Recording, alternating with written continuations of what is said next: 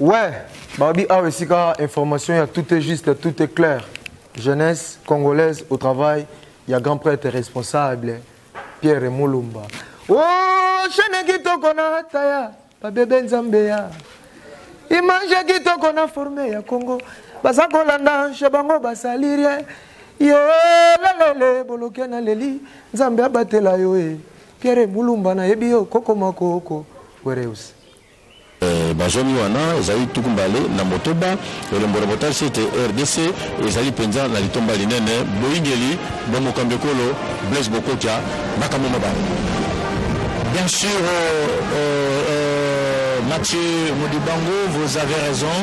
Il y a la fanfare présidentielle qui annonce justement l'arrivée du chef de l'État, Félix-Antoine Tshisekedi Tshilombo, dans cette salle pour donner le coup d'envoi de la 8e session de la conférence des gouverneurs de province qui sont déjà ici présents au niveau de cette grande salle du palais de la nation. Et le chef de l'État, Félix-Antoine Tshisekedi Tshilombo, très cher téléspectateur, qui fait son entrée, il a été annoncé officiellement par les protocoles d'État d'un moment à l'autre. Vous verrez en point large, voilà, au travers de ces belles images qui vous arrivent d'Ado Moujangi avec la complicité de René Ngwangu, le président de la République, Félix-Antoine Tshisekedi Tshilombo, qui fait son entrée dans cette grande salle pour donner le coup d'envoi des travaux de la 8e session de la conférence des gouverneurs. Le protocole est déroulé, le protocole nous font dire qu'il y aura d'abord le mot de bienvenue du gouverneur de la province de ville de Kinshasa et le discours d'orientation du président de la République, garant du bon fonctionnement des institutions de la République démocratique.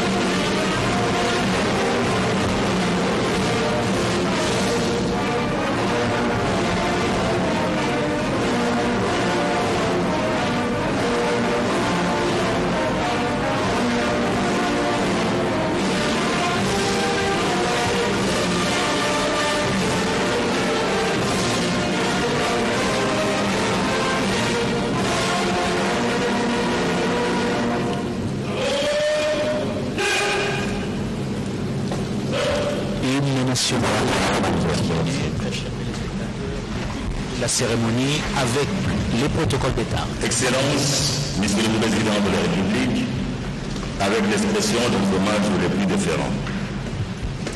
L'ouverture de la 8e session de la conférence des gouverneurs de province se tient ce jour dans cet hémicycle du Palais de la Nation sous le thème « La stabilité dans la gouvernance des provinces, gage de la réussite du programme de développement local de 145 territoires et du programme d'urgence intégré de développement communautaire. » Excellence, Monsieur le Président de la République, avec notre hommage renouvelé, sont réunis dans cet hémicycle l'honorable Président de l'Assemblée nationale, ici représenté par le deuxième vice-président, Monsieur le Président du Conseil supérieur de la magistrature, Messieurs les membres du gouvernement, Mesdames et Messieurs les présidents des assemblées provinciales, Mesdames et Messieurs les gouverneurs de province, Mesdames et Messieurs les experts et invités spéciaux. Excellence, Monsieur le Président de la République, avant votre allocution d'ouverture d'orientation générale, nous sollicitons votre autorisation pour inviter Monsieur le gouverneur de la ville-province de Kinshasa pour son mot d'accueil. Monsieur le gouverneur. Il est tout à fait normal dans pareille circonstance, très chers téléspectateurs. C'est la ville de Kinshasa qui accueille le gouverneur venu de 26 provinces pour cette 8e session de la conférence de gouverneurs. Et il est tout à fait indiqué que Jean-Tini Ngobila, numéro 1 de la ville de Kinshasa, puisse prendre la parole pour le mot de bienvenue à ses collègues gouverneurs qui ont fait le déplacement de Kinshasa. Et juste après lui sera le tour du président de la République pour le discours d'orientation. Écoutons les gouverneurs de la ville, province de Kinshasa, Jean-Tini Ngobila, souhaiter la bienvenue à ses collègues gouverneurs et gouverneurs, hommes et femmes qui ont fait le déplacement de Kinshasa pour ces assises. Jean-Tini Ngobila.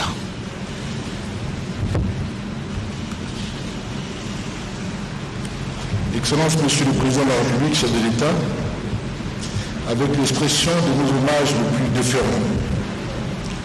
Monsieur le Premier ministre, chef du gouvernement, Monsieur le vice-premier ministre, ministre de l'Intérieur, Sécurité et Affaires coutumières, Monsieur le ministre d'État, Monsieur le Budget, Mesdames et Messieurs les membres du gouvernement central, Honorable Président des Assemblées provinciales, Monsieur le gouverneur de province et chers collègues, distingués invités à vos titres rangs et qualités respectifs. Je suis comblé de joie une fois de plus que le délégué de la haute hiérarchie, son Excellence Monsieur le Président de la République,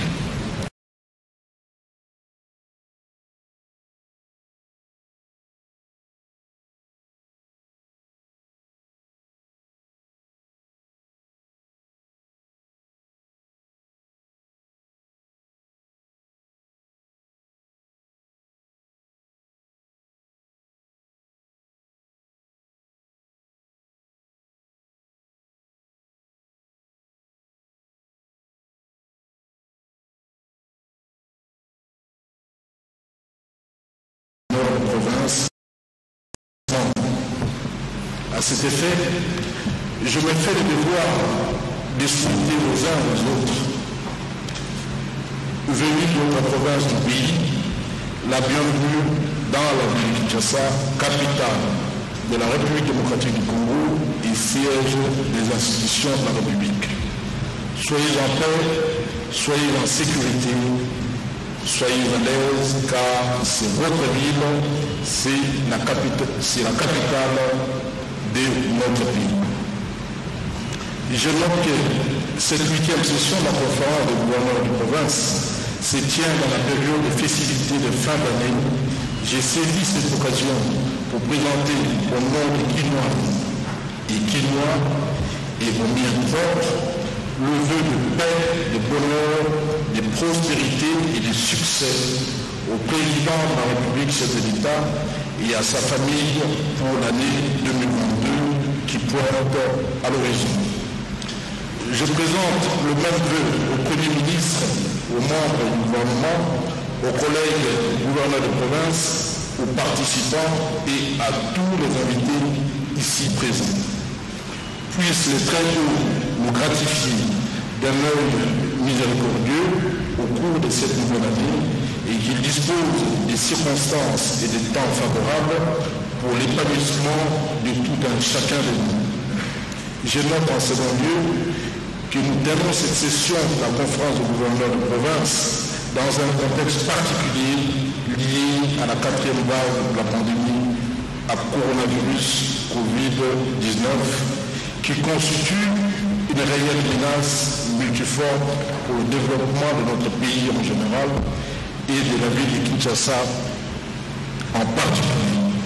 C'est la raison pour laquelle j'invite tout un chacun de nous à la stricte observance des gestes barrières, notamment le port obligatoire de masques, la distanciation physique, le lavage régulier de mains et la prise régulière de la température, surtout que la ville de Kinshasa reste la province la plus touchée, et ce, afin d'éviter toute contamination et propagation à grande échelle susceptible de provoquer des dégâts non souhaités après ces assises. Excellence, Monsieur le Président de la République, chef de l'État, Monsieur le Premier ministre, chef du gouvernement, Monsieur le Vice-Premier ministre et ministre de l'Intérieur, honorable Président des assemblées provinciales, Monsieur le gouverneur de province et chers collègues, distingués invités à vos titres et rangs respectifs, cette 8e session a pour thème la stabilité dans la gouvernance de province, gage de la réussite du programme de développement communautaire à la base des 145 territoires. La problématique consiste à trouver les voies et moyens pour assurer la stabilité de la gouvernance provinciale sans laquelle il n'y a point de développement communautaire des 145 territoires. À cet effet, je voudrais me permettre de paraphraser son Excellence, Monsieur le Président de la République chef de l'État, je cite, « En effet, les conflits entre les institutions provinciales se sont exacerbés au cours de cette année au point d'hypothéquer foncièrement le développement des provinces concernées. Il y a lieu de noter que 14 provinces sur 26 ont connu la destitution de leur gouverneur par les assemblées provinciales. À la suite de ces mêmes conflits, certains présidents des assemblées provinciales ont aussi été démis de leurs fonctions. Il est extrêmement important pour chacun de ces acteurs provinciaux de prendre réellement conscience qu'aucun développement ne peut se faire dans pareil contexte de crise. Fin des citations. En outre, je rappelle que la recommandation numéro 3 de la 7e session de la conférence du gouverneur de province était relative à la sécurisation de la fonction du gouverneur pour la stabilité des institutions et le développement à la base. Ainsi, je considère que la 8e session de la conférence du gouverneur est une occasion de réfléchir autour des pistes et des solutions et s'épiler à cet épineux problème. J'en appelle à l'appropriation individuelle et collective des travaux, surtout que le contexte actuel s'y prête, car le programme de développement communautaire à la base est et sera en souffrance sans la stabilité dans la gouvernance des provinces. Excellence, Monsieur le Président de la République chef de l'État, je ne saurais clore mon propos sans remercier les secrétariats permanents et tous les experts tant du gouvernement central que des gouvernements provinciaux qui, grâce à leurs compétences et disponibilité, ont pu assurer une meilleure préparation des présentes assises.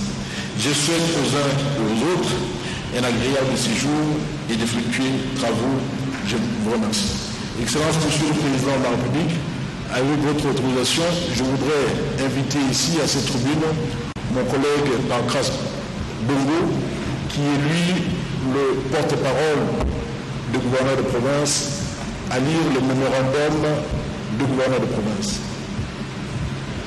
Les spectateurs, avec la permission bien sûr du président de la République Félix Antoine Tshisekedi Tshilombo, Jean-Tini Gombila, qui venait de prononcer son mot de bienvenue à ses collègues gouverneurs ici présents à Kinshasa, invité Pancras Bongo, gouverneur de la province de la Tchouapa, la province à laquelle j'appartiens.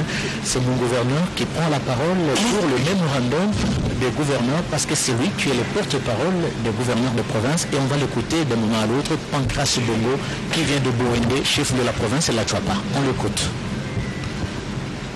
Mémorandum des gouverneurs de province, à la particulière attention de son Excellence, Monsieur le Président de la République, chef de l'État, avec l'expression de nos hommages les plus déférents.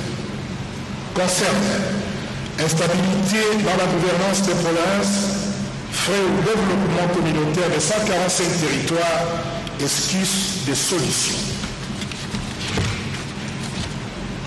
Excellence, Monsieur le Président de la République, chef de l'État, la 8e édition de la conférence du gouverneur des provinces qui ouvre ses portes ces jours à Kinshasa, sous le leadership de votre très haute autorité, nous offre l'occasion d'éclairer la lanterne de votre gouvernement sur les problèmes de gouvernance de nos provinces dans le processus du développement national. Avant toute chose, les collectifs des gouverneurs de province se fait le signe honneur de présenter à votre très haute autorité ces vœux de paix, de santé, de bonheur, de prospérité et de longévité à l'occasion de l'année 2022 qui pointe à l'horizon. Puisse le Très-Haut vous accorder plus de sagesse dans votre lourde mission de présider aux destinées de notre pays. Le collectif de gouverneurs de province vous remercie pour les efforts inlassables que votre très haute autorité ne cesse de déployer pour sortir notre pays du sous-développement et de la pauvreté. État des lieux de la gouvernance de province.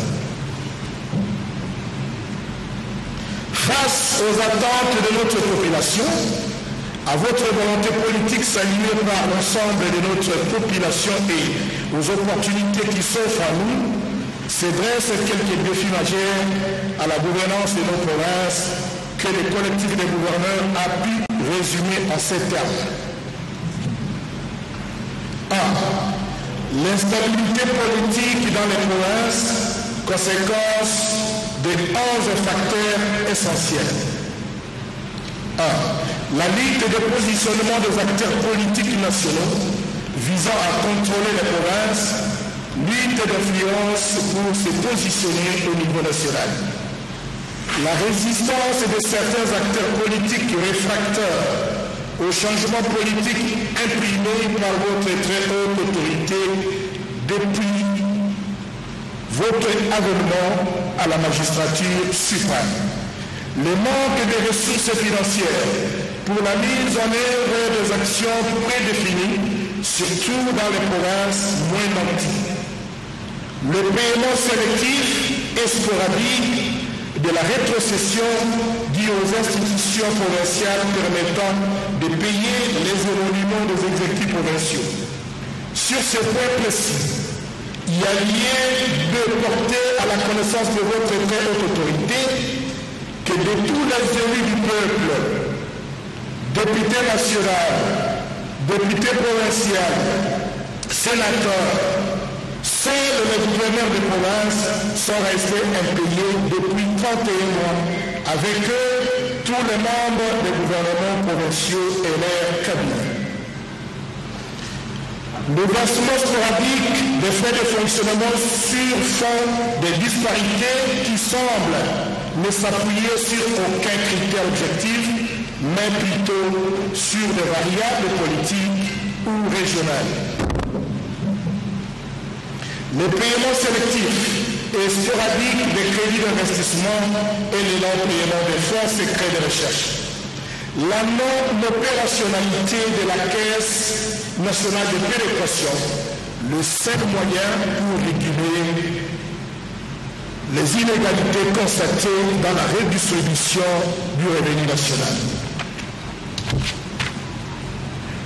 Les pouvoirs de contrôle exercés par les assemblées sur les gouverneurs et les ministres provinciaux a rapidement tourné au chantage, armés de leur droit de voter la censure du gouvernement provincial ou la défiance à l'encontre des ministres. Les députés ont partout perdu de vue leur sens de leur fonction de contrôle pour ne viser que leurs intérêts directs, généralement financiers. Ça et là, dans nos provinces, les députés sont constamment poussés à l'égarement dans les querelles intestines, faisant ainsi fluctuer les majorités au fil des circonstances en fonction de leurs intérêts, rendant impossible toute lecture objective du fonctionnement des assemblées provinciales. L'absence d'un statut de la fonction publique provinciale, bien que les personnels des divisions provinciales des ministères centraux soient placés sous l'autorité des gouverneurs de province depuis la loi de juillet 2008, les gouvernements et les ministres provinciaux ne disposent toujours pas des administrations déconcentrées, puisqu'aucun réel transfert de compétences et de moyens n'a encore été réalisé en faveur des provinces. Le refus de transfert de compétences, l'article 204 de la Constitution donne aux provinces une compétence exclusive dans plus d'une vingtaine de secteurs importants de la vie nationale. Malheureusement, Force est de constater que les provinces ne contrôlent toujours pas ces secteurs et qu'elles n'en gèrent ni les personnels, ni les investissements qui restent gérés directement à partir de Kinshasa. L'argument souvent avancé par le pouvoir central est que les gouverneurs ne seraient pas capables de respecter les règles de bonne gouvernance dans la gestion des finances publiques, particulièrement en matière de marchés publics. En réalité, ce refus de transférer aux provinces leurs compétences constitutionnelles est une violation intentionnelle de la Constitution. Cet état de choses qui engendre des frictions permanentes entre les institutions provinciales et fait du gouverneur de province le fusible, sinon le bouc émissaire parfait, et la conséquence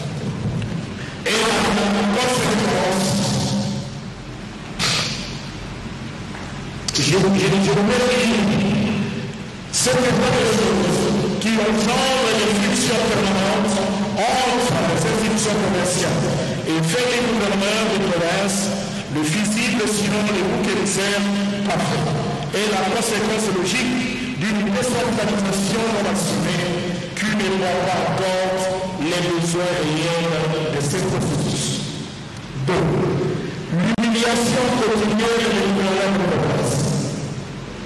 Bien que la Constitution, dans son article 3, et la mort de notre pays garantisse à tout Congolais la liberté de circuler librement sur le territoire national, les gouverneurs de province constatent avec amertume depuis quelques mois des appels répétés et systématiques portés à leur liberté de mouvement par les fonctionnaires de la Direction générale de l'immigration, notamment à l'aéroport de Djili, contribuant ainsi à désacraliser et infantiliser la fonction de gouverneur de province aux yeux de la population.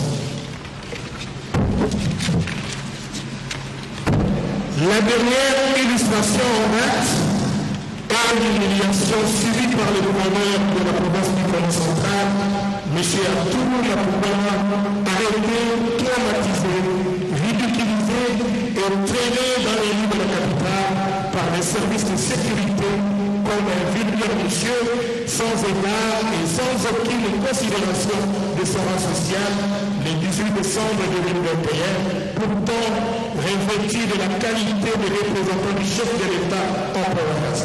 Et c'est au mépris de l'État de droit prôné par votre très haute autorité.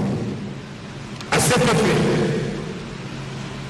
qu'il nous soit permis de prier votre très haute autorité de bien vouloir instruire les directions nationales des services concernés de respecter les gouverneurs de province. 2. Des moyens de restaurer la paix et la stabilité dans la gouvernance des provinces.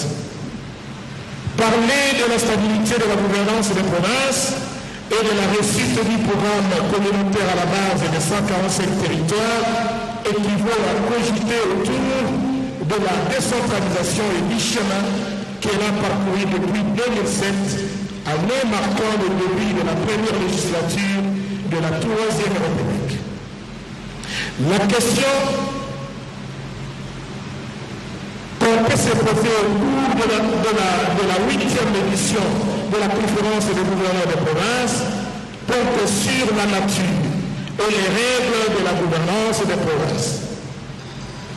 Et une question reste essentielle qu'il convient de se poser, et celle de savoir comment mettre en place une gouvernance performante dans les provinces. De ce qui procède, les collectifs de gouverneurs de province formulent les législations suivantes à la particulière attention de son Excellence, Monsieur le Président de la République, chef de l'État, pour améliorer les différents aspects de la gouvernance en province. 1.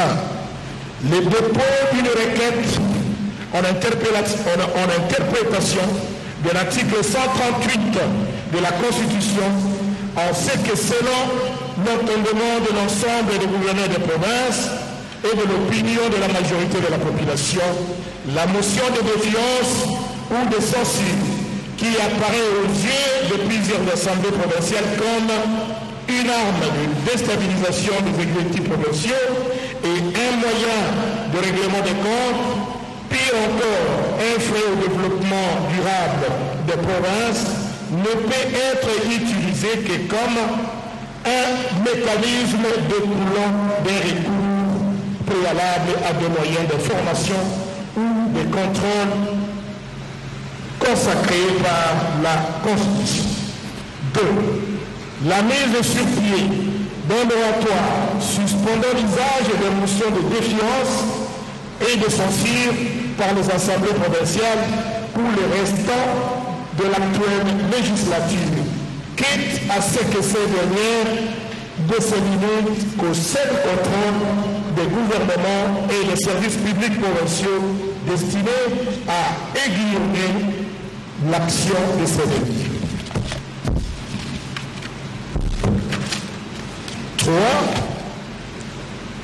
La dotation conséquente, régulière et équitable en crédit d'investissement pour assurer la visibilité des actions du président de la République, chef de l'État en province. Le paiement régulier de la rétrocession et des frais de fonctionnement, y compris les arriérés non rétrocédés 31 mois au 31 décembre 2021, qui assure la rémunération des exécutifs provinciaux. L'opérationnalisation de la Caisse nationale de péréquation comme le seul moyen de réguler les inégalités constatées dans la redistribution du revenu national. La dotation des gouverneurs des provinces en véhicule de fonction. Le renforcement et l'appropriation de la stratégie des contrats de performance afin de rationaliser la gestion et les opérations du secteur public et d'en améliorer l'efficacité. La redynamisation des politiques industrielles actives pour réactiver nos objectifs de développement à la base et soutenir la croissance. Dans l'élaboration des projets de développement à la base des 145 territoires et dans l'octroi des concessions minières, pétrolières et forestières, le collectif de gouverneurs des provinces sollicite de votre très haute autorité une instruction au gouvernement de la République consistant à impliquer les gouverneurs des provinces qui connaissent les vrais besoins des communautés locales ainsi que les représentants de ces dernières. Impliquer les gouverneurs des provinces forestières et les communautés forestières dans l'élaboration des projets de développement et entrée au crédit carbone. Organiser la passation des marchés en province. Le renforcement des mécanismes de résolution des conflits. La surséance de l'organisation des élections des gouverneurs et des vice-gouverneurs dans les provinces déstabilisées. La mise à la disposition des gouverneurs des provinces d'un montant forfaitaire de 2 millions de dollars américains par province à l'issue de la conférence pour la réalisation des actions à impact visible destinées à meubler davantage l'actif de votre quinquennat. Le renforcement des mécanismes de résolution des conflits. Avec l'expression de nos hommages les plus différents, Excellence, nous vous remercions. Voilà, très chers téléspectateurs, c'était là le porte-parole des gouverneurs, M. Bongo, qui a pris la parole à la demande du gouverneur de la ville de la province de Kinshasa, car le déroulé de la cérémonie n'avait pas prévu la parole du porte-parole, mais néanmoins, Bongo a fait passer le mémorandum du gouverneur de province devant le chef de l'État, Félix Antoine Tshisekedi. Nous invitons son Excellence, Monsieur le Président de la République, chef de l'État et président de la conférence, à prendre la parole.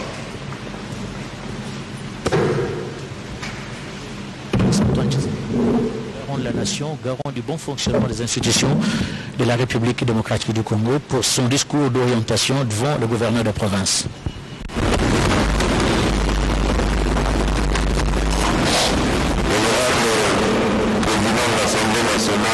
Ici représenté, Monsieur le Premier ministre ici représenté, Monsieur le Président de la Cour constitutionnelle, Mesdames et Messieurs les membres du gouvernement, Mesdames et Messieurs les présidents des assemblées provinciales, Mesdames et Messieurs les gouverneurs de province, Mesdames et Messieurs distingués invités, conformément à l'article 200 de notre Constitution ainsi qu'à la loi organique numéro 08/015 du 7 octobre 2008 portant modalités d'organisation et de fonctionnement de la conférence des gouverneurs, j'ai l'honneur de vous accueillir ici à Kinshasa à la 8e session de la conférence des gouverneurs de province, au cours de laquelle nous procéderons, comme il est de coutume, à l'évaluation de nos politiques publiques en matière de gouvernance, d'administration et de développement de nos territoires. Comme vous le savez, nos territoires ont été affectés par la sévérité de la crise sanitaire et son impact qui ont gravement compromis la régularité de nos rencontres. Aussi, tel que vous pouvez le constater, contrairement à ce qui était convenu lors de la précédente session, c'est une nouvelle fois à Kinshasa et non à Mbandaka que se tient cette conférence. Cette relocalisation fortuite se justifie notamment par des contraintes d'ordre logistique qui, loin de n'être que le fait de Mbandaka, se veulent constitutives d'une réalité qui touche nombre de nos villes et territoires et auxquelles je souhaiterais que cette conférence trouve des solutions viables et durables. En effet, les états des lieux de nos provinces révèlent une situation économique désastreuse qui paupérise chaque jour davantage notre population. Fort heureusement, nous pensons aujourd'hui que le programme de développement local des 145 territoires 2021-2023 que j'ai initié va in fine remédier à cette situation. Ce programme se fonde sur un modèle de développement allant de la base vers le sommet et vise notamment à accélérer l'amélioration des conditions de vie des populations rurales et booster le développement de notre pays et le désenclavement des territoires par la réhabilitation de près de 9000 km et l'entretien de 30 000 km de routes de desserte agricole. L'amélioration de l'accès des communautés rurales à l'électricité, notamment par la construction de mini-centrales photovoltaïques. L'amélioration de l'accès à l'eau potable par la construction de forages et l'aménagement de sources.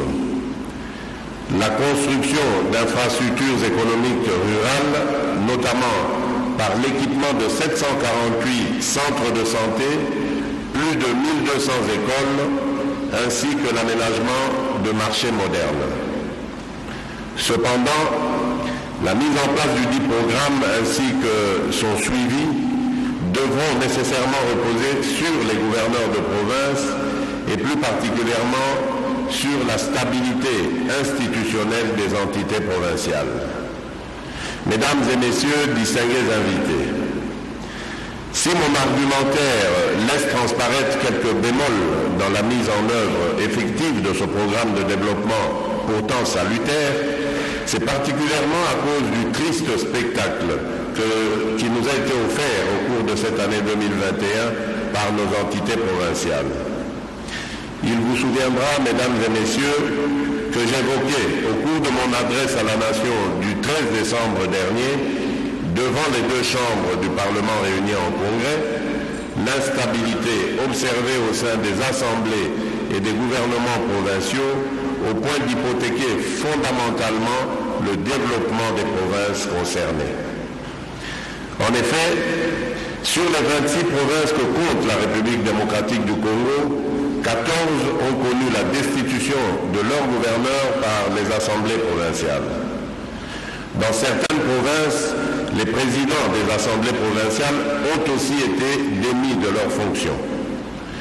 Cette valse de destitution, loin de ne constituer qu'un signe évident d'instabilité institutionnelle chronique, empêche surtout de mener à bien les programmes de reconstruction ou de développement attendus par la population. À titre d'exemple, il a été révélé que le nombre moyen de réunions tenues par ces assemblées au cours d'une session de 3 mois n'a pas excédé 10 et le nombre d'édits adoptés dans les matières où ces assemblées sont pleinement compétentes nous donne l'ampleur et la qualité du travail législatif de nos députés provinciaux. Pire, usant de leur droit de voter la motion de défiance à l'encontre d'un ministre ou la motion de censure contre le gouvernement, les députés provinciaux semblent avoir perdu de vue le sens du suffrage de leurs électeurs. Pourtant, les dispositifs constitutionnels et légaux prévoient plusieurs moyens, donc disais-je,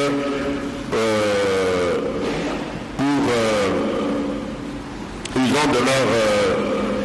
attendez, là je suis un peu perdu. Pourtant, les dispositifs constitutionnels et légaux prévoient plusieurs moyens d'information, allais-je dire, et de contrôle à la disposition des députés provinciaux. L'engagement de la responsabilité politique du gouvernement, donc les motions de défiance et de censure, n'intervenant que comme recours. Celles-ci ont donc un caractère exceptionnel et ne peuvent pas être utilisées systématiquement. S'agissant de la responsabilité des gouverneurs de province, alors qu'ils sont investis sur base d'un programme politique, il ressort en général que l'action de leur gouvernement est jugée inefficace et éloignée des objectifs assignés.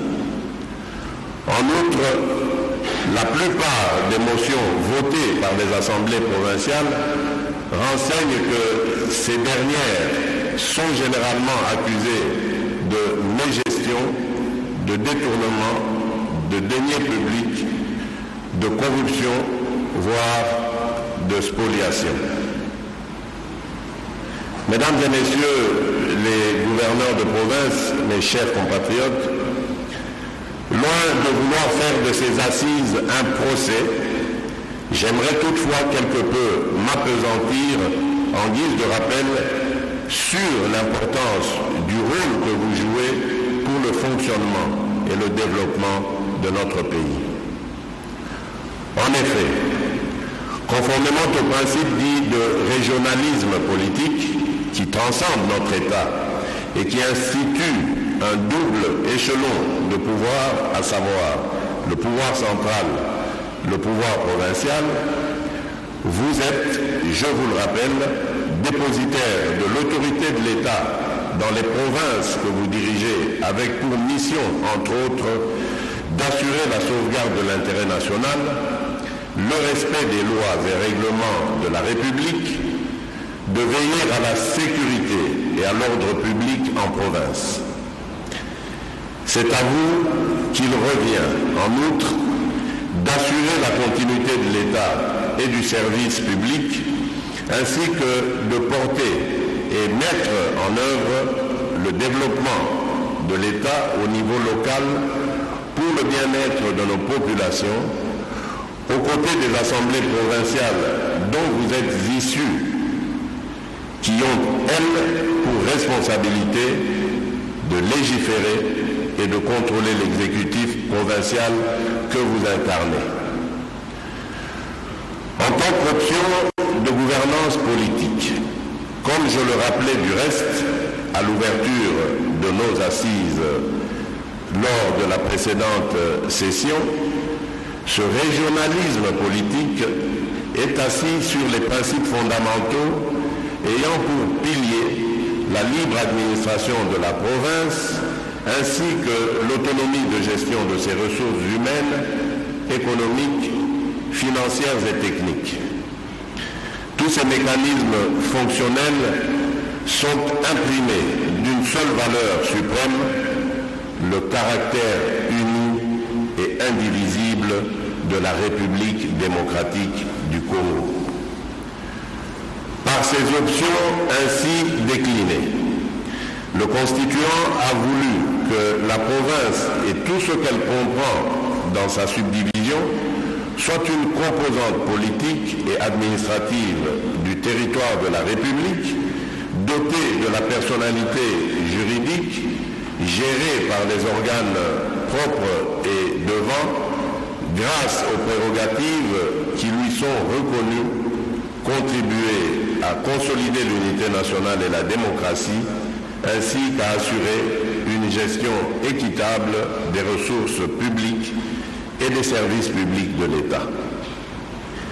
Il va sans dire que ces divers procédés devraient se faire en harmonie avec les principes fondamentaux qui les gouvernent, à savoir la subsidiarité, l'autonomie, l'efficacité, la proximité, la valorisation, la participation, la solidarité et la coopération.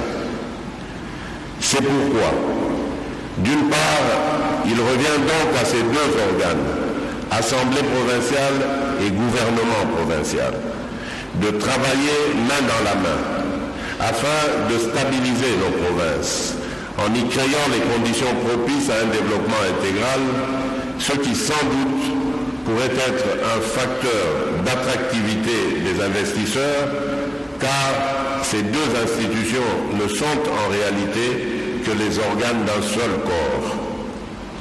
D'autre part, ce n'est que dans la mesure où ces rôles sont assumés avec patriotisme, responsabilité et dévouement pour l'intérêt supérieur du peuple, dont nous sommes serviteurs, que ce choix judicieux et responsable du constituant ne sera pas regretté.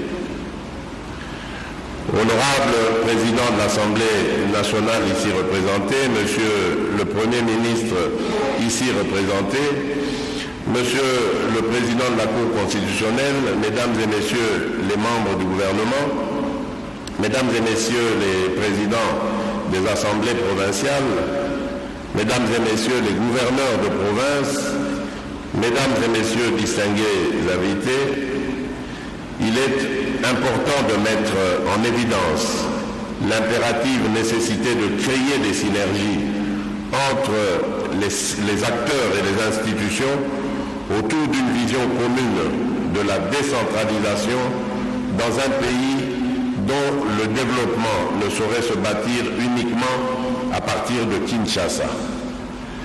En effet, le découpage administratif a soumis les provinces, territoires et entités territoriales décentralisées à davantage de responsabilités et de défis à relever, notamment en termes d'accès aux services sociaux économiques de base, de désenclavement des territoires et entités territoriales décentralisées, de gouvernance locale dans un contexte marqué par les défis, entre autres, de la faiblesse des ressources et des capacités de restauration de l'autorité de l'État et de préservation de la sécurité alimentaire. Sans être exhaustif, le contexte spécifique de développement des territoires reste globalement caractérisé par des inégalités socio-économiques plus fortes et plus persistantes en milieux ruraux qu'en milieux urbains, avec une pauvreté multidimensionnelle sévère.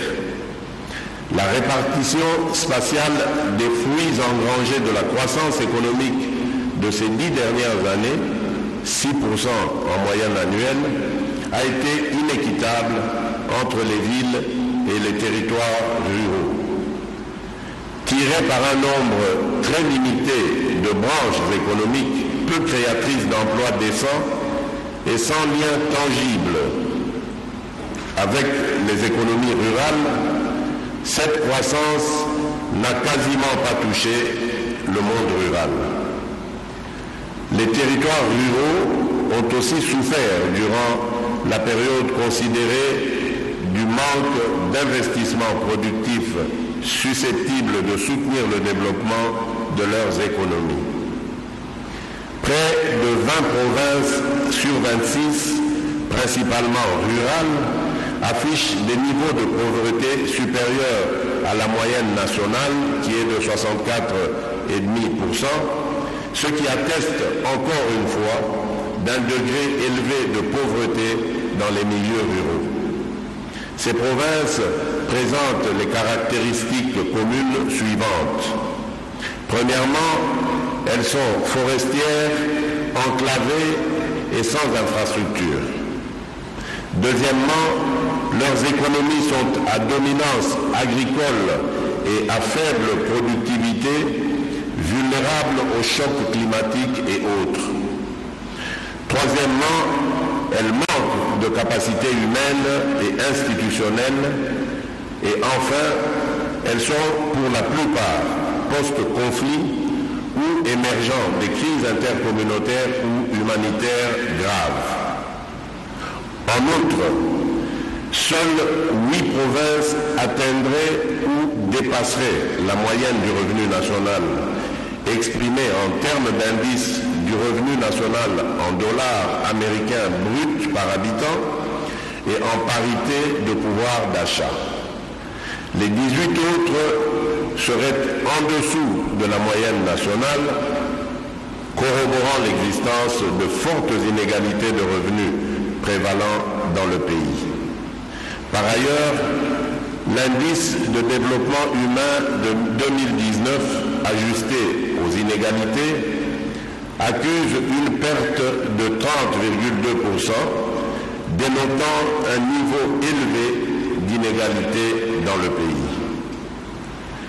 Face à ce constat sans appel, je vous invite, au cours de cette 8e session, à réfléchir et à donner des pistes de solutions sur la manière dont les relations entre assemblées et exécutifs provinciaux pourront être harmonisées en vue de garantir une mise en œuvre optimale du programme de développement local de nos 145 territoires.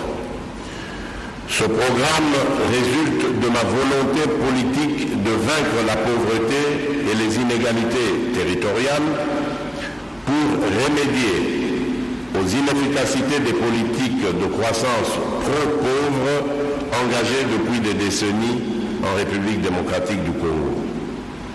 Il est adossé au plan national stratégique de développement 2019-2023, au programme d'action du gouvernement 2021-2023 et au programme présidentiel accéléré de lutte contre la pauvreté et les inégalités. Il ne se substitue pas au programme gouvernemental, mais en constitue un accélérateur. En effet, je souhaite que les présentes assises vous servent de cadre pour baliser les voies et moyens légaux pouvant concourir à la stabilité de nos institutions provinciales. Mesdames et messieurs, distingués invités, je ne saurais clore mon propos sans toutefois vous rappeler que sans la paix, la stabilité et la cohésion entre institutions et au sein des institutions, quels que soient les efforts fournis, le développement ne sera qu'un mythe.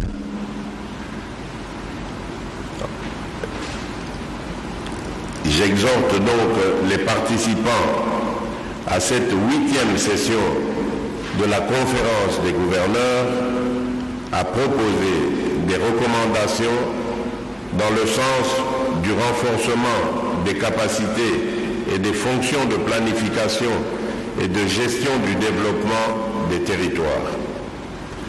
Enfin, honorable président de l'Assemblée nationale ici représenté, monsieur le Premier ministre ici représenté, monsieur le président de la Cour constitutionnelle, mesdames et messieurs les membres du gouvernement, mesdames et messieurs les présidents des assemblées provinciales, mesdames et messieurs les gouverneurs de province, mesdames et messieurs distingués invités,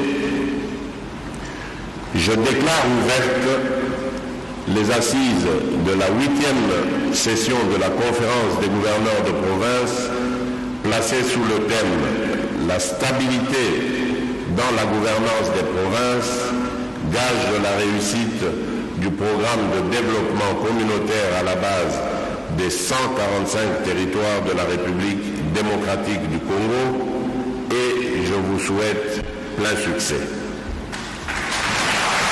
Voilà, très chers téléspectateurs, le président de la République, Félix Antoine Tshisekedi Tshilombo, vient de lancer mieux des données.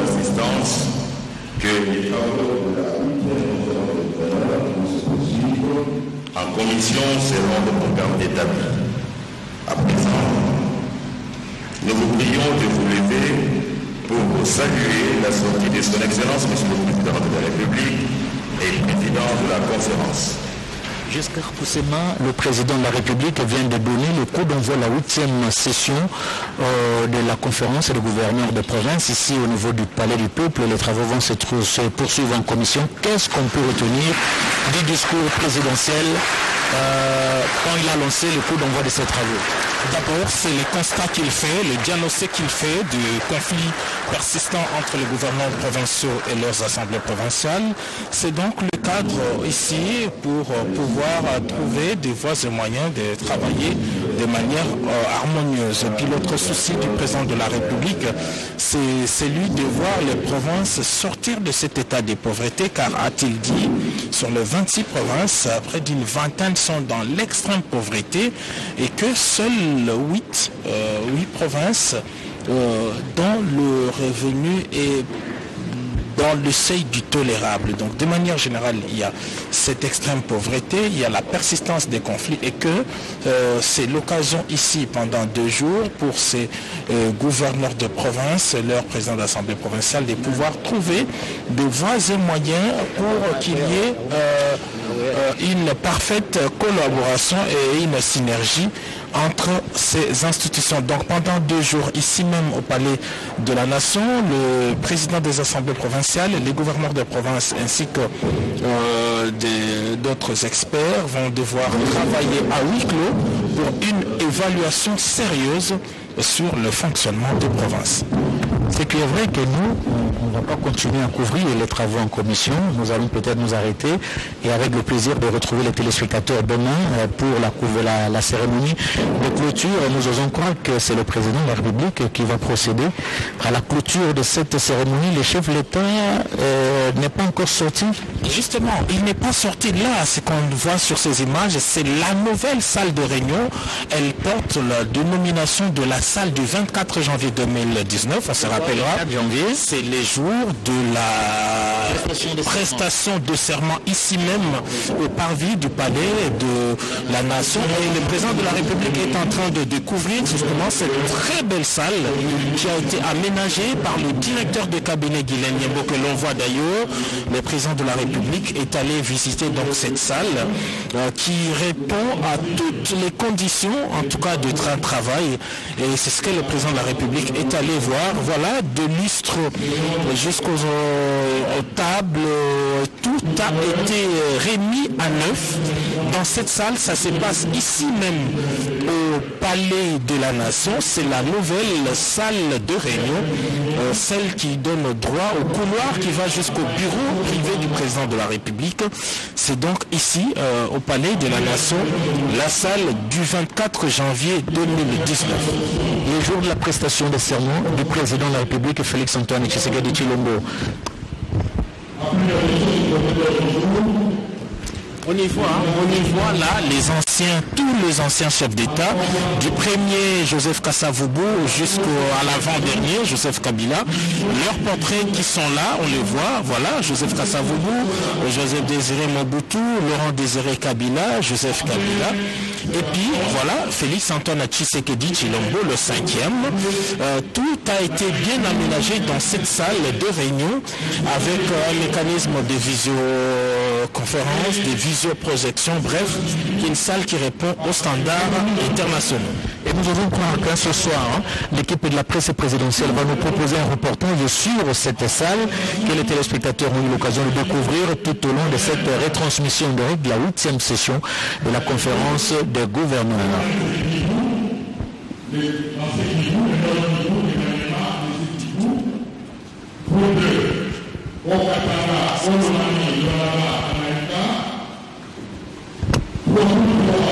Alors, le temps aux organisateurs de donner le programme, très chers téléspectateurs, c'est le président de la République qui poursuit sa visite dans cette salle du 24 janvier, date de la prestation de serment, date de son accession à la magistrature suprême. Nous étions ici au Palais de la Nation, nous avions assisté à cette importante cérémonie de passation de pouvoir civilisé entre les sortants et l'entrant des deux présidents de la République, Félix Antoine Tshisekedi Tshilombo, qui continue à découvrir le Palais de la Nation, New York. Et on le voit, le président de la République qui fait les tours des propriétaires, c'est toujours dans cette salle, mais il y a aussi des salles annexes, des salles annexes qui ont été aménagées pour des réunions. Il y a des salles d'attente, des salles de réunion, des réfectoires, bref, tout a été remis à neuf. Le président est visiblement émerveillé de voir la qualité de ce travail ici même au Palais de la Nation. C'était une salle de réunion et cette salle va d'ailleurs servir de cadre pour un travail d'une commission, parce que les différentes provinces vont se répartir en différents pôles et le tout va se passer ici au Palais de la Nation. Tout se passera ici au Palais de la Nation. Aujourd'hui, mardi 22 décembre et demain, jeudi 23 décembre 2021. Tout se passera ici. Le président de la République qui félicite, on a vu le directeur de cabinet Guilhem Yendo, directeur de cabinet adjoint professeur Koko Bouacha et tout le reste. Bref, il y a du travail de titan qui s'est fait dans plusieurs compartiments ici au Palais de la Nation, en plus de toutes les belles salles qu'on a ici. En dehors de cet amphithéâtre, il y a la salle des ambassadeurs, il y a la salle de réunion, il y a tout ça ici même au Palais de la Nation. Donc nous aurons l'occasion de vous décrire ce qui se passe exactement là-bas. Action simultanée, très chers téléspectateurs, nous sommes dans l'hémicycle du Palais de la Nation, nous sommes également dans cette belle salle que vous voyez à travers de ces belles images d'Adou Moujangi, sélectionnées par